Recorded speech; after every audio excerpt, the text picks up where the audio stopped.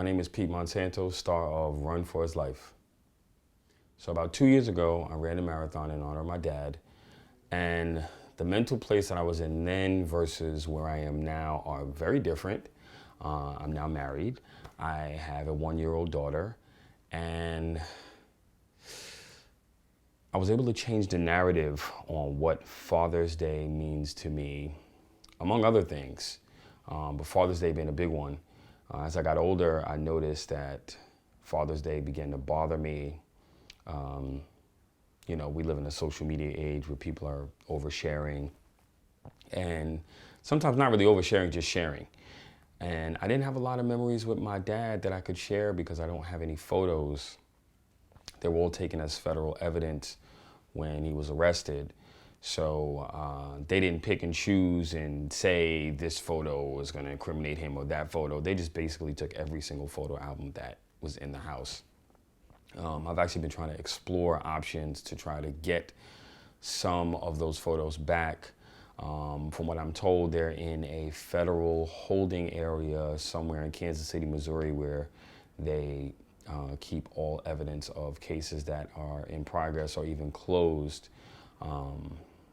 It's just the holding place. So they've had all of our family members there, and I've been trying to find a way to get some of that stuff back. I've been in therapy for almost 2 years now, and the mental health part is not something I could say that I've tapped into. Most of us, and when I say us, I mean children of incarcerated parents, live in sort of a paradox of things that are very real, like our experiences, and things that are not real. And that goes to things that we tell ourselves and, tricky ways on how we get through each day. And breaking down a lot of those barriers behind some of the things that I had going on with me and coming up was huge. I got to know myself a lot closer. I started to understand why I over-prepare for things, because loss had become like such a big deal in my life that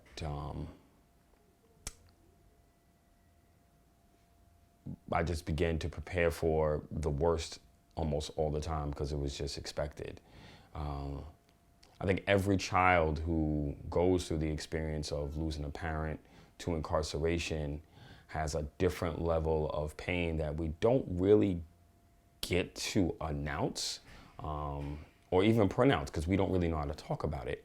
And we find comfort in linear stories, which for me were my friends who I gained while living in the shelter system. Most of them, if not all, had some family member or one of their parents were incarcerated either at the time or recently released, and they were in the shelter system. So a lot of my friendships were kids who could talk about the same experiences. It became my tribe, so to speak. And there's just so much more self-awareness. I was supposed to run the marathon this year, 2020, which would have been coming this Sunday coming. Yes, it was November 1st. And first Sunday in November is always when the marathon is ran. November 1st would have been my second marathon in my lifetime, and I would have been doing it as a 40-year-old. I turned 40 June 21st. COVID has everybody in such a weird space, man. I mean, it took away the experience of running a marathon, but I think we all, especially us New Yorkers, have found like a solace place. If you looked at it from a glass half full perspective, right? Because you got your family, you got more moments at home, and it slowed you down. Maybe you read an extra book. Maybe you took time doing something, doing a project, or really just enjoying time with my daughter, my family. I mean, me and my wife, we see each other, but it's kind of like, the adulting of like run and gun, right? And, she's home 100% of the time because she's remote. I'm, what do they call, an essential worker. So I'm outside every day.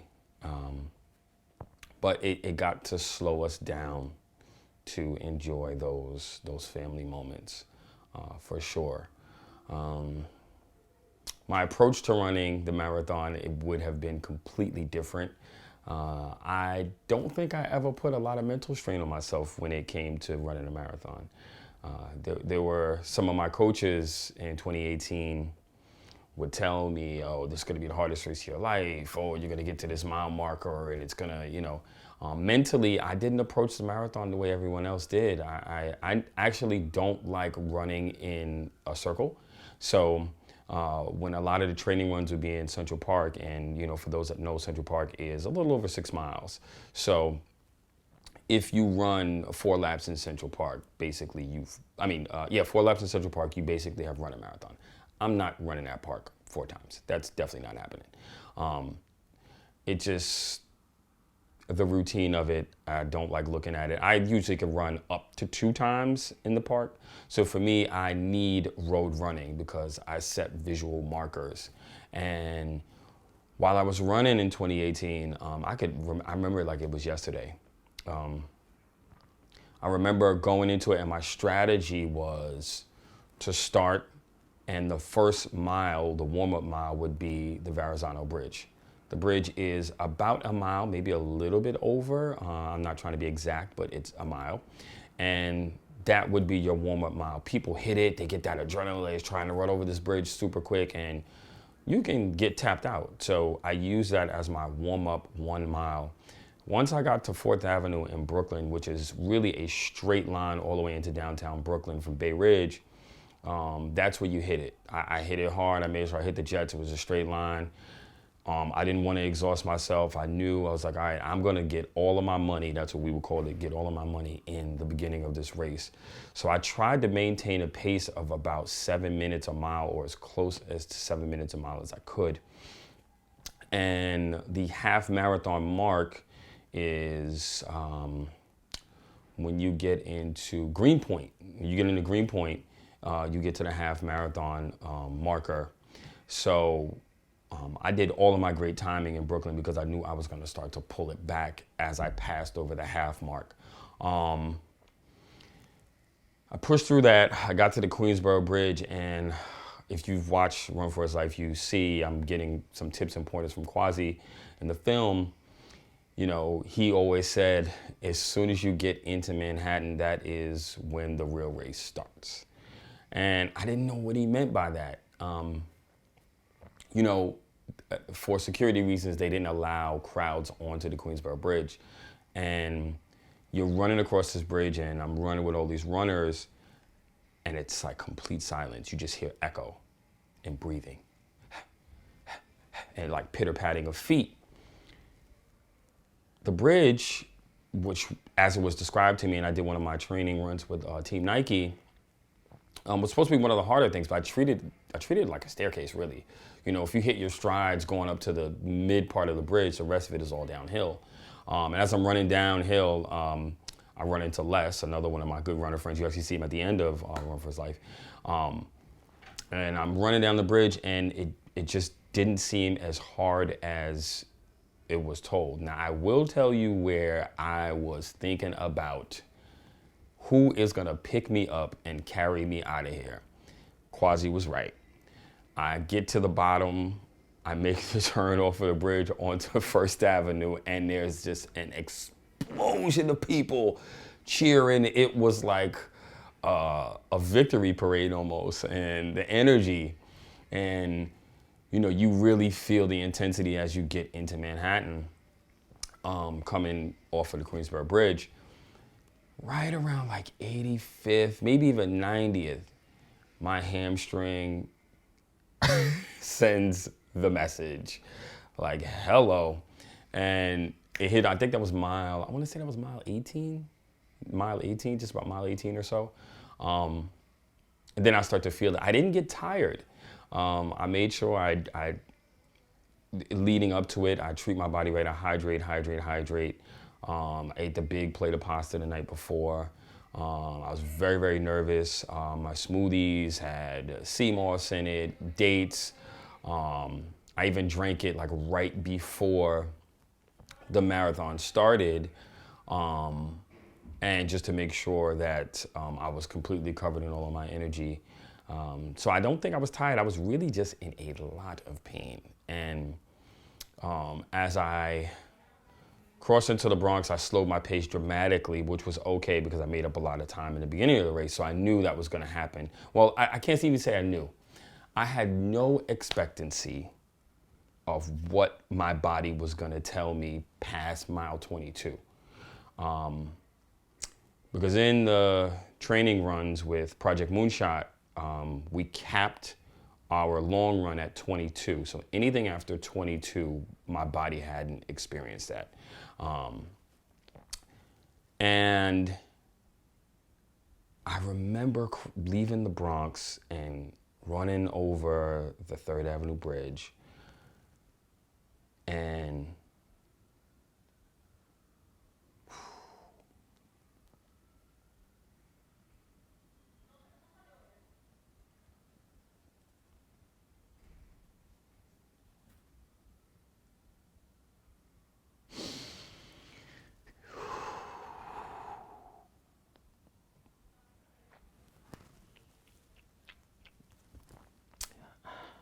I remember talking to my dad.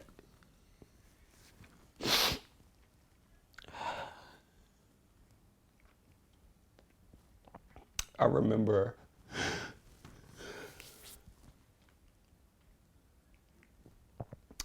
our conversations before the race, the one you heard on the film. And I remember literally asking him for the strength to complete it. Wasn't tired. My legs were just on fire. And I remember not being sure if I could make it.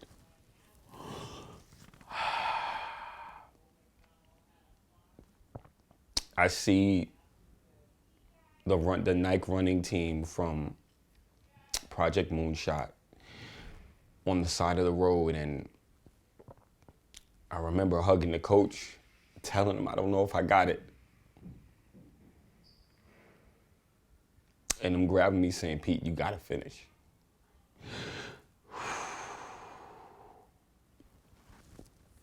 I hobbled away. I think I was like on 100 and 133rd Street or something. I know it was south of 135th.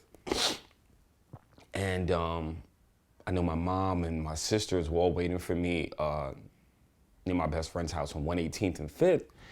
You know, and I see my mom, and at that point I had finished breaking down. So obviously they had no idea that I had just gone through it emotionally. And my friends would see me, they're like, finish.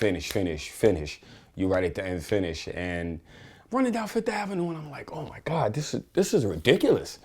And for all of the times I've even driven down Fifth Avenue or been on a bus, I never knew Fifth Avenue was an incline. I'm with all of these runners, and everybody gets to like 1/10 right by the circle.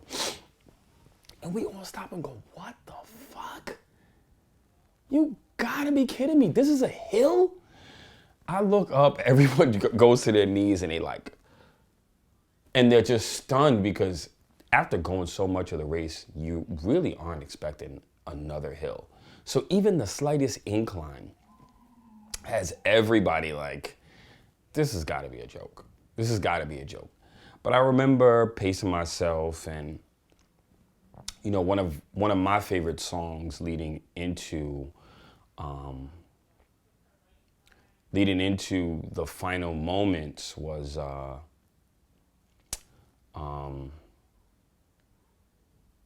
can't even remember the name of the song, but I'll tell you about it. So,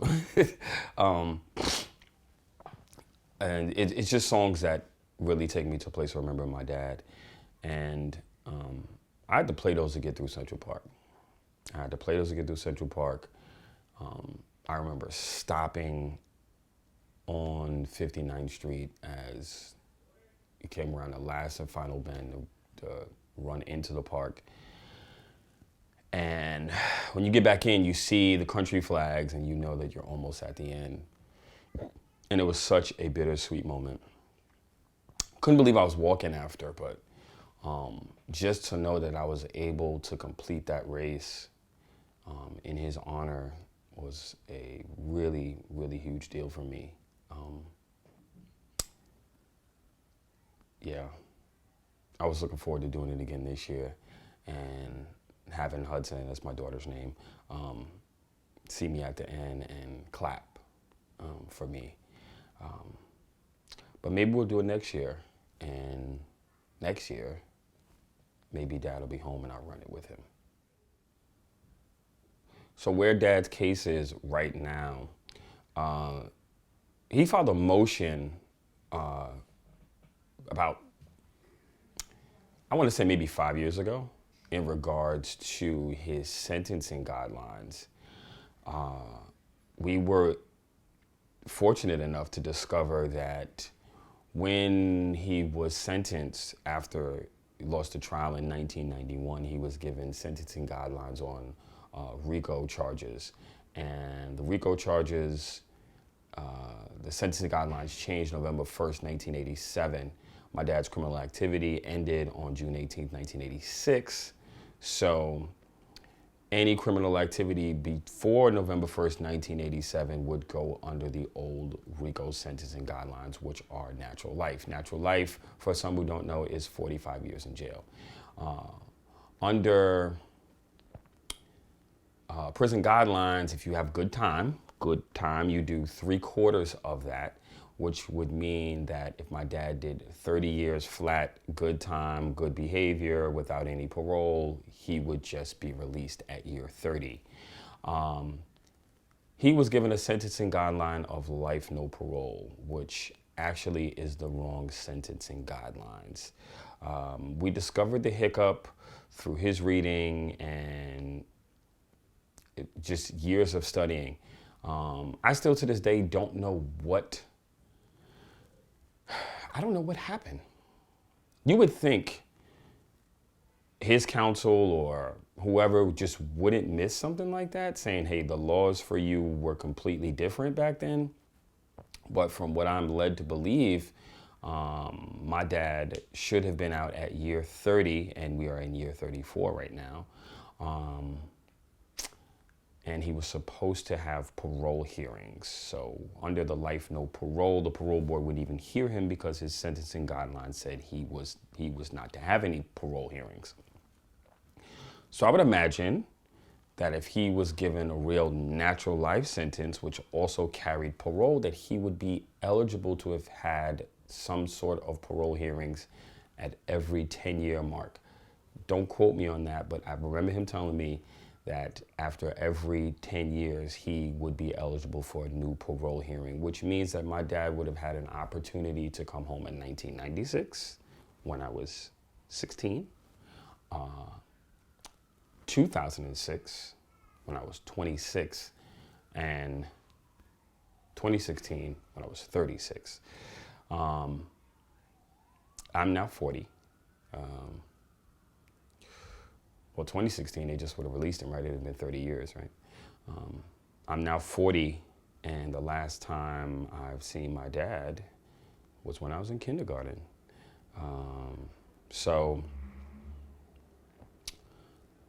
It's been a really, really, really tough time, and we're trying to make sense of what is to happen now, especially since he's a much older man and he's pretty much aged out. And when you say age out, it means you should be given some form of compassionate release. And I think that's the next shot that we're going to try, because it doesn't seem like the motion with the incorrect sentencing guidelines is going to work. So that's where we are today.